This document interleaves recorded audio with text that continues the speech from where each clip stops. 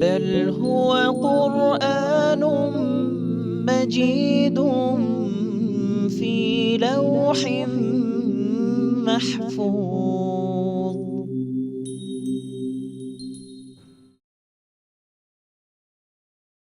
بسم الله الرحمن الرحيم. قال أراغب أنت عن آلهتي يا إبراهيم لئن لم تنته لأرجمنك واهجرني مليا. قال سلام عليك سأستغفر لك ربي إنه كان بي حفيا. وأعتزلكم وما تدعون من دون الله وأدعو ربي عسى ألا أكون بدعاء ربي شقيا. فلما اعتزلهم وما يعبدون من دون الله وهبنا له إسحاق ويعقوب وكلا جعلنا نبيا. ووهبنا لهم من رحمتنا وجعلنا لهم لسان صدق عليا. واذكر في الكتاب موسى إنه كان مخلصا وكان رسولا نبيا. وناديناه من جانب الطور الأيمن وقربناه نجيا. ووهبنا له من رحمتنا أخاه هارون نبيا. واذكر في الكتاب إسماعيل إنه كان صادق الوعد وكان رسولا نبيا. وكان يأمر أهله بالصلاة والزكاة وكان عند ربه مرضيا. واذكر في الكتاب إدريس إنه كان صديقا نبيا. ورفعناه مكانا عليا. أولئك الذين أنعم الله عليهم من النبيين من ذرية آدم وممن حملنا مع نوح ومن ذرية إبراهيم وإسرائيل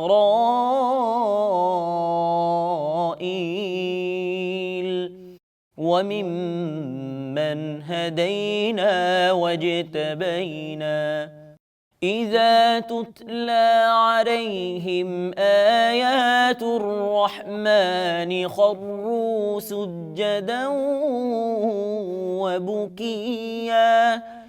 فخلف من بعدهم خلف أضاعوا الصلاة واتبعوا الشهوات فسوف يلقون غيا. إلا من تاب وآمن وعمل عملا صالحا فأولئك يدخلون الجنة ولا يظلمون يعلمون شيئا صدق الله العظيم.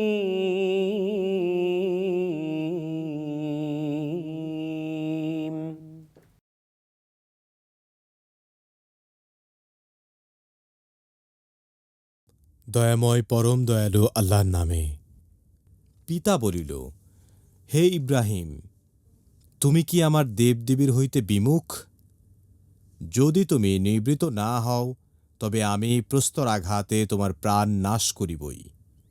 তুমি চিরদিনের জন্য আমার নিকট হইতে দূর হইয়া যাও।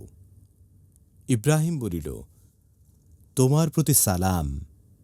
আমি আমার প্রতিপালকের নিকট তোমার জন্য ক্ষমা প্রার্থনা করিব। নিশ্চয়ই তিনি আমার প্রতি অতিশয় অনুগ্রহশীল। আমি তোমাদের হইতে ও তোমরা আল্লাহ ব্যতীত যাহাদেরকে ইবাদত করো তাহাদের হইতে পৃথক হইতেছি। আমি আমার প্রতিপালককে আহ্বান করি, আশা করি আমার প্রতিপালককে আহ্বান করিয়া আমি ব্যর্থকাম হইব না।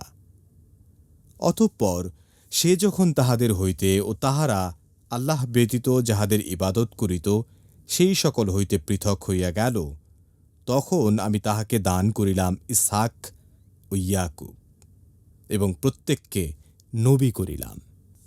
এবং তাহাদেরকে আমি দান করিলাম আমার অনুগ্রহ ও তাহার নাম যশ সমুচ্চ করিলাম। স্মরণ করো এই কিতাবে মূসার কথা। সে ছিল বিশেষ মনোনীত এবং সে ছিল রাসূল, নবী। তাহাকে আমি আহ্বান করিয়াছিলাম তুর পর্বতের দক্ষিণ দিক হইতে, এবং আমি অন্তরঙ্গ আলাপে তাহাকে নৈকট্য দান করিয়াছিলাম। আমি নিজ অনুগ্রহে তাহাকে দিলাম তাহার ভ্রাতা হারুনকে নবীরূপে। স্মরণ করো এই কিতাবে ইসমাইলের কথা। সে তো ছিল প্রতিশ্রুতি পালনে সত্যাশ্রয়ী এবং সে ছিল রাসূল, নবী। সে তাহার পরিজনবর্গকে সালাত ও জাকাতের নির্দেশ দিত, এবং সে ছিল তাহার প্রতিপালকের সন্তোষভাজন। স্মরণ করো এই কিতাবে ইদ্রিসের কথা।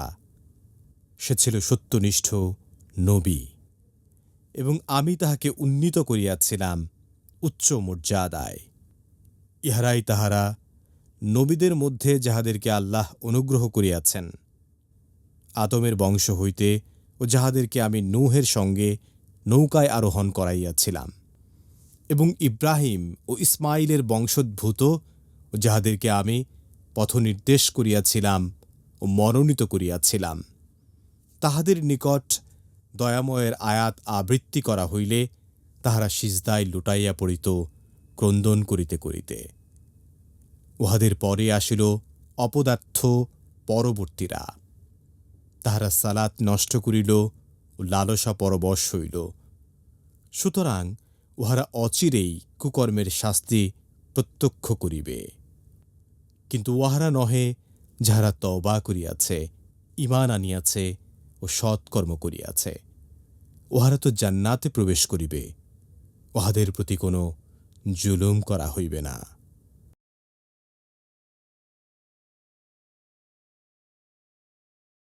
আলহামদুলিল্লাহি ওয়াকাফা ওয়াসালামুন আলা ইবাদিহিল্লাযীনা ইসতাফা, আম্মা বা'দ। সুপ্রিয় দর্শক শ্রোতা, আসসালামু আলাইকুম ওয়া রাহমাতুল্লাহি ওয়া বারাকাতুহু।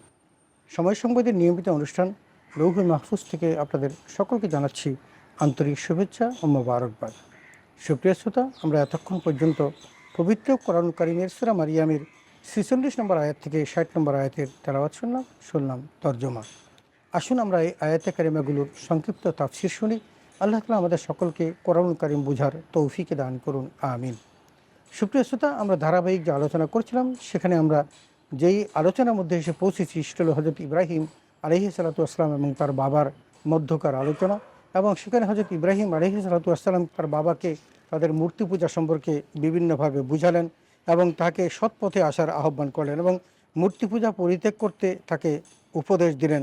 এই কথা বলার পর তার বাবা তাকে বলল, ৪৬ নম্বর আয়াতে আমরা দেখি যে ক্বালা আরাগিবুন আনতা আন আলিহাতি ইয়া ইব্রাহিম লাইন লাম তানতাহি লা আরজুমান্নাকা ওয়াহজুরনি মালিয়া। পিতা বলল, হে ইব্রাহিম, তুমি কি আমার দেবদেবী হতে বিমুখ হচ্ছ? যদি নিবৃত না হও তাহলে আমি প্রস্তর আঘাতে তোমার প্রাণ নাশ করবই, তুমি চিরদিনের জন্য আমার নিকট হতে দূর হয়ে যাও। এই কথা যখন হজরত ইব্রাহিম আলাইহিস সালাম তার বাবা যখন তাকে বললেন, এবং সেখানে বিষয়টি স্পষ্ট হয়ে গেল যে ইব্রাহিম আলাইহিস সালাম তাকে বারবার বুঝাচ্ছিলেন এই শিরক না করার জন্য এবং মূর্তি পূজা না করার জন্য। এবং সেই কথার উত্তরে বাবা কিন্তু তাকে বলেছিলেন যে তুমি আমার দেবদেবী থেকে যেহেতু বিমুখ হয়ে যাচ্ছ, তাহলে আমি কিন্তু তোমাকে পাথরের আঘাতে হত্যা করে ফেলবো, অতএব তুমি আমার সামনে থেকে চলে যাও। এমনিভাবে সন্তানকে বাবা ধমক দিলেন। আমরা যে বিষয়টি এখান থেকে জানতে পারলাম বা বুঝতে পারলাম সেটা হলো এই যে সত্য প্রকাশ করতে গেলে, আল্লাহর কথা বলতে গেলে, দিনের কথা বলতে গেলে যত বাধাই আসুক না কেন সেটা বলে যেতে হবে। এমনকি নিজের ব্যক্তিগত আত্মীয়স্বজনের সামনে হলেও সত্য কথাগুলো উপস্থাপন করতে হবে, যেমনটি হযরত ইব্রাহিম আলাইহিস সালাম তার বাবার সামনে করেছিলেন।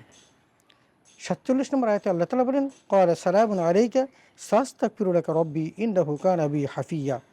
এই ঘটনা ঘটানোর পর এবং তাকে বের হয়ে যাওয়ার পর হযরত ইব্রাহিম বলল, তোমার নিকট হতে বিদায়, আমি আমার রবের নিকট তোমার জন্য ক্ষমা প্রার্থনা করব, তিনি আমার প্রতি অতিশয় অনুগ্রহশীল।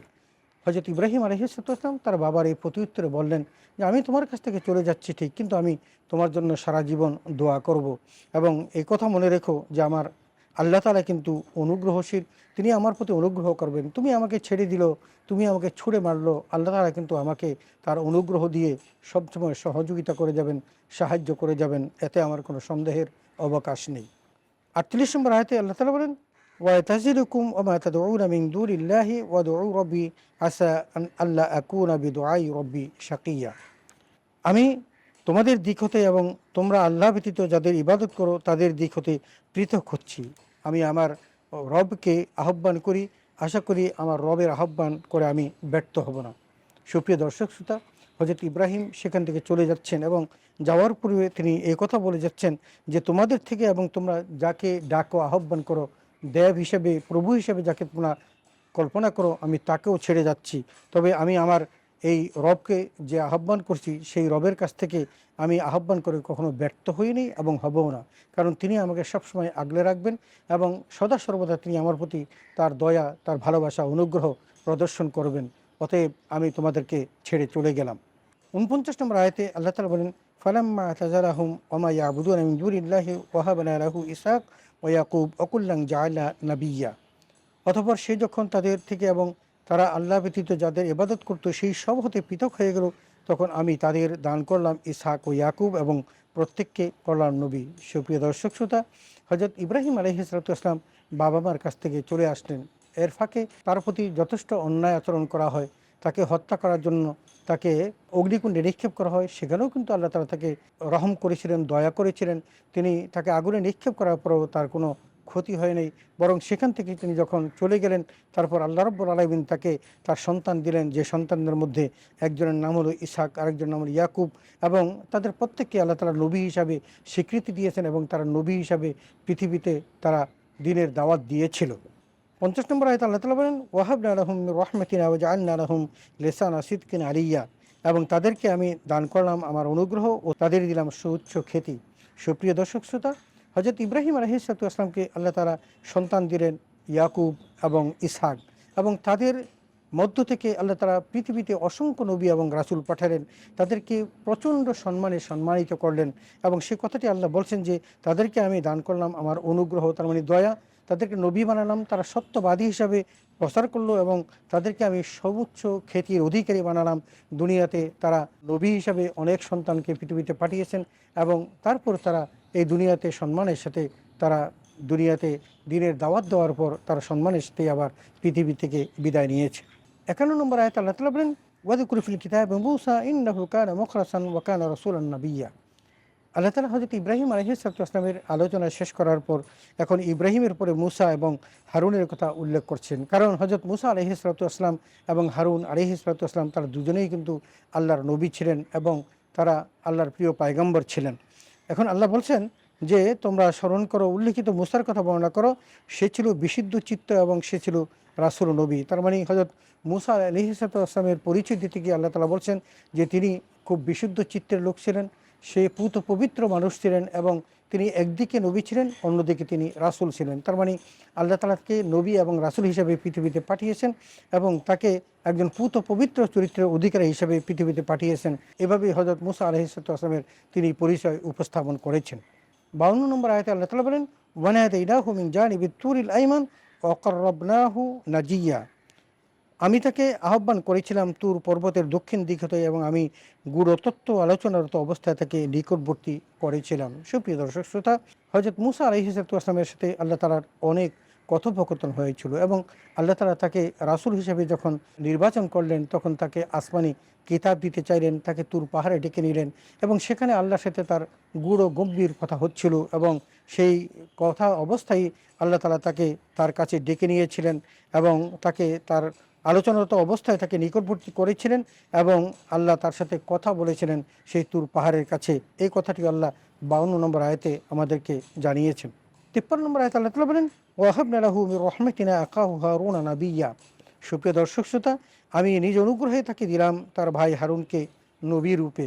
সুপ্রিয় শ্রোতা, হযরত মুসা আলাইহিস সালামের ছোট্টবেলার ইতিহাস আমরা জানি যে ফেরাউনের বাড়িতে যখন তিনি গিয়েছিলেন এবং যখন হযরত মুসা আলাইহিস সালামকে ফেরাউন ভালোবাসার সাথে যখন তাকে চুমা দিচ্ছিলেন তখন তিনি তার বাম হাত দিয়ে যখন তাকে আঘাত করেন, সে প্রচণ্ড ব্যথা পায় এবং ফেরাউন ব্যথা পাওয়ার পর তিনি ভাবলেন এটাই সে তার দুশমন, যে যার হাতে তার এই রাজত্ব ধ্বংস হবে। এটা মনে করে তিনি তাকে যখন হত্যা করতে চাইলেন তখন আসিয়া তাকে বুঝালেন, ছোট্ট বাচ্চা মানুষ, সে কি বুঝে, তাকে যদি পরীক্ষা করে দেখো না। তখন একটি আগুনের গোলা এবং একটি স্বর্ণের গোলা পাশাপাশি রেখে যখন তাকে পরীক্ষা করা হলো তখন হযরত মুসা আলাইহিস সালাম আগুনের গোলাটি ধরে মুখে পুরে ফেললেন, তার জিহ্বা পুড়ে গেল। সেই থেকে হযরত মুসা আলাইহিস সালাম স্পষ্ট করে কথা বলতে পারতেন না। এই কারণে আল্লাহ রাব্বুল আলামিন যখন তাকে নবী এবং রাসূল হিসেবে নির্বাচন করলেন এবং ফেরাউনের দরবারে দাওয়াত দিতে বললেন, তখন মুসা আলাইহিস সালাম যেহেতু একটু তোতলাতেন, সে কারণে তিনি তার ভাই হারুনকে নবী করে পাঠানোর জন্য আল্লাহর কাছে ফরিয়াদ করলেন এবং সেই ফরিয়াদ অনুসারেই আল্লাহ রাব্বুল আলামিন তার ভাই হযরত হারুন আলাইহিস সালামকে তার সাথে নবী করে পাঠান এবং এই জন্য পাঠালেন যাতে করে ফেরাউনের দরবারে গেলে তারা তাকে কোনো ক্ষতি করতে না পারে, বরং হযরত মুসা আলাইহিস সালাম যদি তাদের সাথে কথা বলে না পারেন তাহলে সেই জায়গাতে ওই ফসিহুল লিসান হিসাবে হযরত হারুন আলাইহিস সালাম তাকে সেখানে মুনাজারা করে তাকে উদ্ধার করে নিয়ে আসতে পারবেন, তার সত্যতা তুলে ধরতে পারবেন। এই জন্য আল্লাহ তাআলা তার ইচ্ছা অনুসারে তার ভাই হারুনকে নবী হিসাবে নির্বাচিত করেন। 54 নম্বর আয়াতে আল্লাহ তাআলা বলেন, ওয়াযকুর ফিল কিতাবি ইসমাঈল ইন্নাহু কানা সাদিকাল ওয়াদি ওয়া কানা রাসূলান নাবিয়্যা। হযরত মুসা আলাইহিস সালামের আলোচনা করার পর হযরত ইব্রাহিম আলাইহিস সালামের আরেক সন্তান হযরত ইসমাঈল সম্পর্কে আল্লাহ তাআলা এখানে আলোচনা করছেন এবং এই 54 নম্বর আয়াতে বলছেন, এই কিতাবে উল্লেখিত ইসমাঈলের কথা বর্ণনা করো, সে ছিল প্রতিশ্রুতি পালনের সত্যাশ্রয়ী এবং সে ছিল রাসূল ও নবী। সুপ্রিয় দর্শক শ্রোতা, আমরা জানি হযরত ইব্রাহিম আলাইহিস সালামের ঘরে যে সন্তানরা হয়েছিল তার মধ্যে ইসহাক আলাইহিস সালামের ঔরস থেকে অসংখ্য নবী এসেছিল, কিন্তু তার আরেকজন সন্তান ছিল যে ইসমাঈল, তার ঘরে আল্লাহ তাআলা শুধু একজন নবী পাঠিয়েছেন, তিনি হলেন হযরত মুহাম্মদ মুস্তাফা সাল্লাল্লাহু আলাইহি ওয়াসাল্লাম।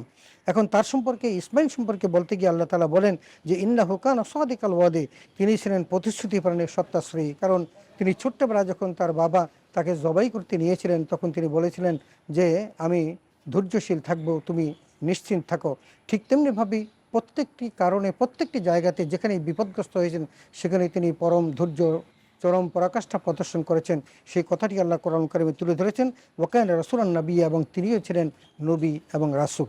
55 নম্বর আয়াতে আল্লাহ তাআলা বলেন, ওয়া কানা ইয়া'মুরু আহলাহু বিস-সালাতি ওয়াজ-যাকাতি ওয়া কানা ইনদা রাব্বিহি মারদিয়্যা। এখানে হযরত ইব্রাহিম আলাইহিস সালামের সুযোগ্য সন্তান ইসমাঈল তার কি দায়িত্ব পালন করেছেন সেই সম্পর্কে বলতে গিয়ে আল্লাহ তাআলা বলেন, সে তার পরিবারবর্গকে সালাত ও যাকাত আদায়ের নির্দেশ দিত এবং সে ছিল তার রবের সন্তোষভাজন। সুপ্রিয় দর্শক শ্রোতা, এই আয়াতে কারিমা থেকে আমরা এই বিষয়টিও অনুধাবন করতে পারলাম যে সালাত এবং যাকাতের বিবরণ আগেও ছিল।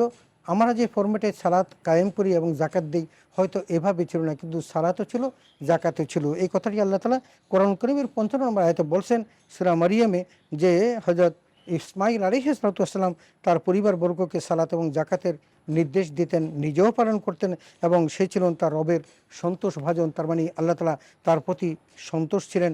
এবং আমরা এটাও দেখেছি যে তিনি যেহেতু আল্লাহর প্রতি প্রতিশ্রুতি পালনে বদ্ধপরিকর ছিল, কারণ তিনি সবসময় কী করতেন, যা বলতেন সেটাই তিনি পালন করতেন। এই কথা যেহেতু তিনি পালন করেছেন এবং আল্লাহ তাআলা যেহেতু তার সেই বংশধারা থেকে হযরত রাসূল আকরাম সাল্লাল্লাহু আলাইহি ওয়াসাল্লামকে পৃথিবীতে পাঠিয়েছেন, সেখানেও কিন্তু আল্লাহ রাসূল আকরাম সাল্লাল্লাহু আলাইহি ওয়াসাল্লামকে বলেছেন ওয়া'মুর আহলাকা বিস-সালাত ওয়াসতাবির আলাইহা, তুমি তোমার পরিবারবর্গকে সালাতের হুকুম করতে থাকো এবং নিজেও তাতে অবিচল থাকো। এই কথাটি আল্লাহ তাআলা প্রিয় নবী রাসূল আকরাম সাল্লাল্লাহু আলাইহি ওয়াসাল্লামকে বলেছেন। সুতরাং যেই কাজটি হযরত ইসমাঈল করেছিলেন, তার সেই ঔরসজাত সন্তানদের মধ্য থেকে হযরত রাসূল আকরাম সাল্লাল্লাহু আলাইহি ওয়াসাল্লাম তিনিও সেই একই কাজ করেছিলেন। ৫৬ নম্বর আয়াতে আল্লাহ তাআলা বলেন ওয়াযকুর ফিল কিতাবি ইদ্রিস ইন্নাহু কানা সিদ্দীকান নাবিয়্যা। আল্লাহ বলছেন এই কিতাবে উল্লেখিত ইদ্রিসের কথা বর্ণনা করো, সে ছিল সত্যবাদী নবী। সুপ্রিয় শ্রোতা, এখানে একের পর এক নবীদের পরিচয় করিয়ে দিচ্ছেন। এই আয়াতে কারিমাতে এসে হযরত ইদ্রিস আলাইহিস সালাতু ওয়াসসালামের কথা বললেন, কারণ ইদ্রিস আলাইহিস সালাতু ওয়াসসালাম অত্যন্ত পায়াস ছিলেন এবং আল্লাহর একজন প্রিয় ভাজন বন্দা ছিলেন। দর্শন পাঠ থেকে তার নাম ইদ্রিস হয়ে যায়। তার নামটা যদিও ইদ্রিস ছিল না, কিন্তু তিনি আল্লাহর এত জিকির করতেন যে তিনি কাপড় সেলাই করতেন এবং প্রতি সেলাইয়ের সাথে সাথে তিনি আল্লাহর নাম জিকির করতেন। এই জন্য তার নাম হয়ে যায় ইদ্রিস। আল্লাহ তার পরিচয় দেন ইন্নাহু কানা সিদ্দীকান নাবিয়্যা, তিনি ছিলেন সত্যবাদী নবী। তার মানে কখনও তিনি মিথ্যা বলেন নাই। যদিও কোনো নবী কখনো মিথ্যা বলেন নাই, তারা সত্যাশ্রয়ী ছিলেন, কিন্তু হযরত ইদ্রিস সম্পর্কে আল্লাহ তাআলা স্পষ্ট করে বলেন যে ইন্নাহু কানা সিদ্দীকান নাবিয়্যা। ১৭ নম্বর আয়াতে আল্লাহ তাআলা বলেন ওয়া রাফা'নাহু মাকানান আলিয়্যা। আল্লাহ তাআলা যে হযরত ইদ্রিস আলাইহিস সালাতু ওয়াসসালামকে সর্বোচ্চ মর্যাদার অধিকারী করেছেন, উচ্চ মর্যাদা দান করেছেন, সে কথাটি এই ১৭ নম্বর আয়াতে আল্লাহ তাআলা বলেছেন। অতএব বোঝা যাচ্ছে যে হযরত ইদ্রিস আলাইহিস সালাতু ওয়াসসালাম একজন সত্যবাদী নবী ছিলেন এবং তার মান ও মর্যাদা আল্লাহ তাআলা অনেক সুউচ্চে আসীন করেছিলেন। ৫৮ নম্বর আয়াতে আল্লাহ তাআলা বলেন উলাইকাল্লাযীনা আন'আমা আল্লাহু আলাইহিম মিনান নাবিয়্যিনা মিন যুররিয়্যাতি আদম ওয়া মিম্মান হামালনা মা'a নূহ ওয়া মিন যুররিয়্যাতি ইব্রাহিম ওয়া ইসরাঈলা ওয়া মিম্মান হাদাইনা ওয়াজতাবাইনাহু ইযা তুতলা আলাইহিম আয়াতুর রহমানি খুররু সুজ্জাদান ওয়া বুকিয়্যা। এই আয়াতে কারিমাতে আল্লাহ তাআলা বলেন নবীগণের মধ্যে যাদেরকে আল্লাহ অনুগ্রহ করেছেন এরাই তারা। তার মানে যাদের নাম ইতিপূর্বে আলোচনা করা হযরত ইব্রাহিম, হযরত মূসা, হযরত হারুন, হযরত ইদ্রিস, হযরত ইসহাক, এই সমস্ত নবীদের কথা বলতে গিয়ে আল্লাহ বলেন যে এরা আল্লাহর অনুগ্রহশীল ছিলেন। আদমের এবং যাদেরকে আমি নূহের সাথে নৌকায় আরোহণ করেছিলাম তাদের বংশোদ্ভূত হলেন এরা। ইব্রাহিম ও ইসরাঈলের বংশোদ্ভূত এবং যাদেরকে আমি পথ নির্দেশ করেছিলাম ও মনোনীত করেছিলাম তাদের অন্তর্ভুক্ত ছিল এই সকল লোক। এরা সকলেই আল্লাহর নবী এবং এদেরকে আল্লাহ তাআলা নবী হিসাবে, রাসূল হিসাবে তা নির্বাচন করেছেন এবং সেভাবে তাদেরকে সুউচ্চ মর্যাদায় আসীন করেছেন। তাদের নিকট আল্লাহর পক্ষ থেকে আয়াত নাজেল হয়েছিল এবং তারা এই সমস্ত আয়াত যখন নাজেল হতো, যখন তারা তেলাওয়াত করতেন, তখন তারা ক্রন্দন করতে করতে তাদের সিজদায় লুটিয়ে পড়তেন। সুপ্রিয় দর্শক শ্রোতা, অতএব আমরাও আল্লাহর সেই সিজদাবনত হব এবং আমরা আল্লাহর গুণগান আমরা গাইব এবং যখনই কোরআন তেলাওয়াত করব, যখনই আল্লাহর বাণী উচ্চারণ করব, তখন আমরা বিনীতভাবে সিজদায় লুটে পড়ে আল্লাহর অনুকম্পা লাভ করার জন্য আমরা সদা চেষ্টা করব ইনশাআল্লাহ। ৫৯ নম্বর আয়াতে আল্লাহ তাআলা বলেন ফাখালাফা মিন বা'দিহিম খালফুন আদাউস সালাত ওয়াত্তাবুশ শাহওয়াত ফাসাউফা ইয়ালকাউনা গাইয়্যা। তাদের পরে এলো অপদার্থ পরবর্তীরা, তারা সালাত নষ্ট করলো এবং লালসা পরবশ হলো, সুতরাং তারা অচিরেই কুকর্মের শাস্তি প্রত্যক্ষ করবে। সুপ্রিয় দর্শক শ্রোতা, যে সকল নবীদের কথা বললেন, তাদের আহালদের কথা বললেন, তাদের পরবর্তী পূর্বপুরুষদের বা পরবর্তী জেনারেশনের কথা বলার পরে বললেন যে এরপরে যে জেনারেশনটা আসলো তারা একটা অপদার্থ জাতি ছিল। তারা সালাত নষ্ট করলো, কায়েম করলো না, বরং সালাত তারা ছেড়েই দিল। এমনকি তারা লালসার পরবর্তী হয়ে তারা দুনিয়ামুখী হয়ে গেল এবং দুনিয়ার প্রতি তারা আসক্ত হয়ে গেল, শয়তানের কবজায় তারা চলে গেল। সুতরাং তারা যে সমস্ত কুকর্ম করলো, সেই কুকর্মের জন্য আল্লাহ তাআলা তাদেরকে অনাদি অনন্তকালের শাস্তি ভোগ করাবেন, তারা জাহান্নামী হয়ে থাকবে। ৬০ নম্বর আয়াতে আল্লাহ তাআলা বলেন ইল্লা মান তাবা ওয়া আমানা ওয়া আমিলা সালিহান ফাউলাইকা ইয়াদখুলুনাল জান্নাতা ওয়া লা ইউযলামুনা শাইআ। আল্লাহ তাআলা এদের কঠিন কথা বলতে গিয়ে ওই কঠিন থেকে মুক্তি লাভ করবে কারা, তাদের বর্ণনা দিচ্ছেন যে বলছেন কিন্তু তারা নয় যারা তওবা করেছে এবং ঈমান এনেছে, সৎ কাজ করেছে। আল্লাহ রাব্বুল আলামিন তাদেরকে মুক্ত করলেন। কাদেরকে?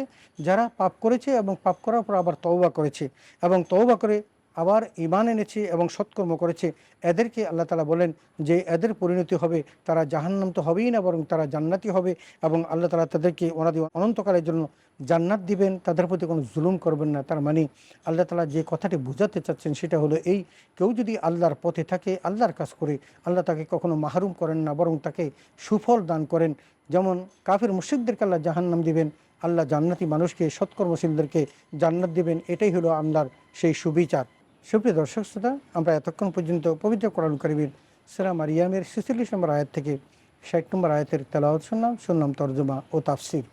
আমরা এখানে বিভিন্ন নবীদের সম্পর্কে জানতে পেরেছি, বিভিন্ন নবীদের সম্পর্কে আল্লাহ তাআলা এখানে উল্লেখ করেছেন। আমরা জানি সম্মানিত অনেকগুলো নবী আছেন যাদের নাম আল্লাহ তাআলা কোরআন কারীমে উল্লেখ করেছেন, তাদের নাম আমরা শুনতে পেলাম। তাদের মধ্যে হজরত ইব্রাহিম, হজরত মুসা, হজরত ঈসা, ইসহাক এবং হজরত ইসমাইল আলাইহিসসালাম সহ অনেক নবীদের কথা বলেছেন, ইদ্রিস আলাইহিসসালামের কথা বলেছেন। তারা যে নবী এবং রাসূল ছিলেন সে কথাগুলো আমাদের অবহিত করেছেন এবং তারা সত্যবাদী ছিলেন এই কথাটি স্পষ্ট করেছেন।